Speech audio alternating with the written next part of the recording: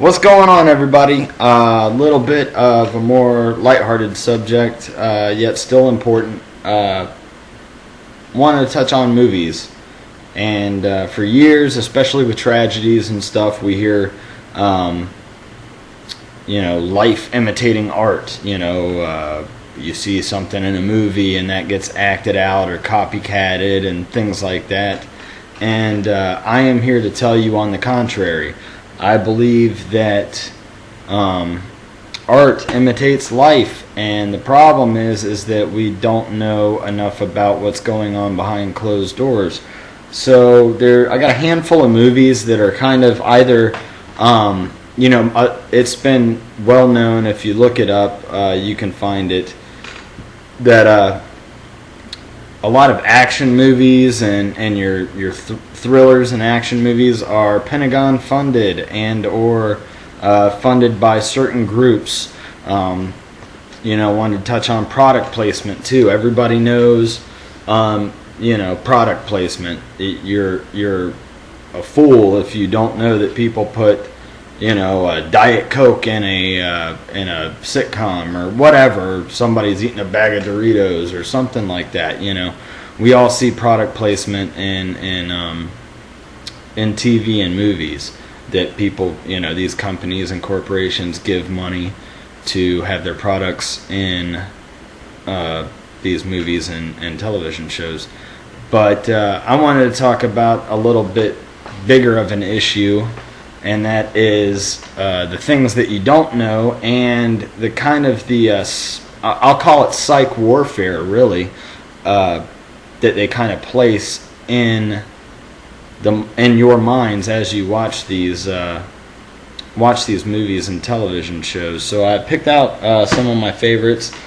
I rambled on for quite a while last night, and it wouldn't accept my video because it was too long. So I'll probably cut it down and do a second part on movies that I wanted to speak more deeply to. But the first one we've got here is The Bourne Ultimatum. From what I've heard, this is pretty accurate about how the CIA and whatnot works, and all this stuff going on behind closed doors that we never know about. Great movie, check it out.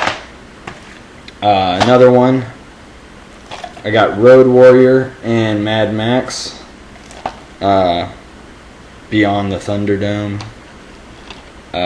Kind of a post-apocalyptic type scenario where heathens run the world and everything's pretty lawless and whatnot. Next, conspiracy theory. Gotta love that word, or that phrase, whatever. Great movie. Gets into MK Ultra, your MI6, MK Ultra, CIA type stuff, mind experiments, if you will. The first 5 minutes of that movie is Mel Gibson driving a cab and just unloading information on unsuspecting riders and people riding in his cab. And I'm actually surprised with a lot of the information that he kind of unleashes just in that first 5 minutes. So it's good. And of course he finds out that he is the victim of mind control experiments and things like that, which is all, look it up on your own. MK Ultra, there you go. This one, before I get into it, it's not only things that are like Pentagon funded and stuff, because I also want to give credit to great filmmakers, screenwriters, and directors that were kind of visionaries and ahead of their time, and I feel saw a lot of the things that are going on today ahead of time. They could see the road that we're starting to head down. And I watch some of these movies are 20 and 30 years old, and it's really baffling to me to either discover and or rediscover things that I saw when I was a kid that I didn't really fully grasp or understand. And this next one is great for that. Little known movie called They Live. John Carpenter, really a visionary and ahead of his time on this one. It's got Roddy Piper, one of my favorite wrestlers. That's neither here nor there. But basically, it's he's kind of a drifter and wanders into what looks like late 80s Los Angeles. And all of basically the elite around town, your rich folks and whatnot, are actually these types of folks. And he wanders onto a camp and kind of a shelter type place where these people take in people, you're homeless if you will. And he finds his pair of glasses. They get raided one night and they steal all these pairs of sunglasses. And Roddy Piper finds a box of these sunglasses, puts them on, and sees the elite, these guys, for what they really are. And it's kind of sci-fi and has an alien tint to it, but when he puts these sunglasses on, all the billboards say, obey, buy products you don't need, stay asleep, things like that. He goes to pay for something and notice the money has "This is your God" written on it. Really interesting stuff. Kind of lifting, a whole metaphor for lifting the veil from your eyes. Breaking, tearing the scales off your eyes and whatnot. And he starts to call the people out, or the aliens, whatever, and they talk into their watches and they're like, "I got one that can see." So that's like a whole, I think it's quite great, metaphorically speaking, for people that don't buy into all the garbage that we're fed, the commercialism and everything like that. And that, if you watch it, it's a great watch, pretty funny as well. Some modern day stuff. Hunger Games.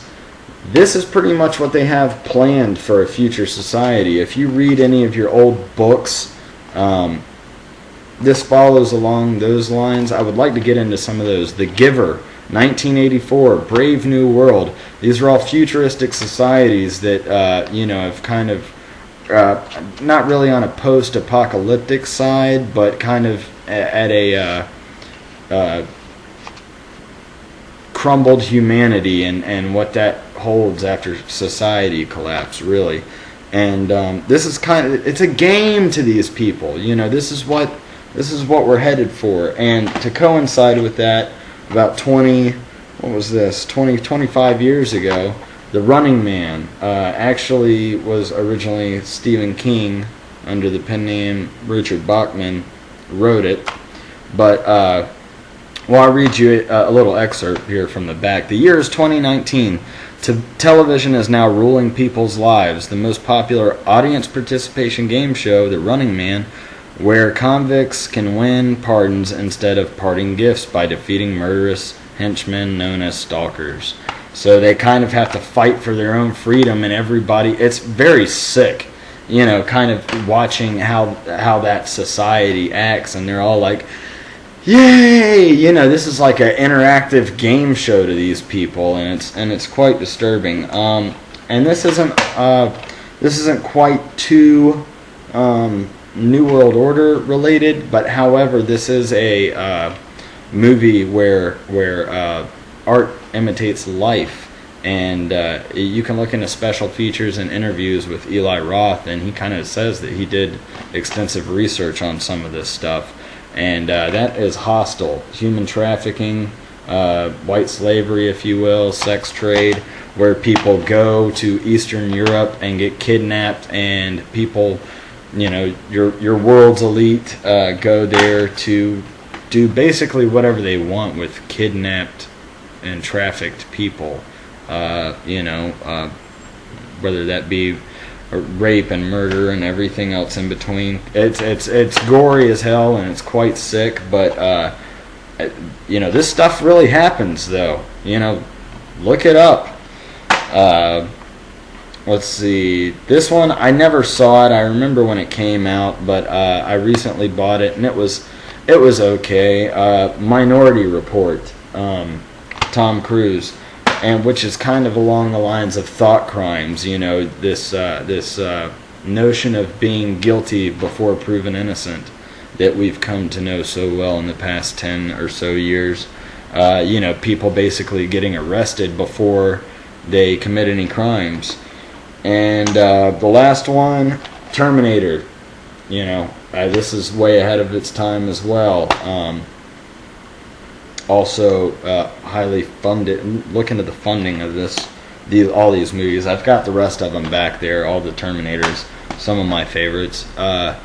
You know, that's kind of, you know, we're seeing that more and more often now with drones and things like that. So we're pretty much not too far from you know, hunter killers and robotic organisms, cybernetic organisms and whatnot, you know, to carry out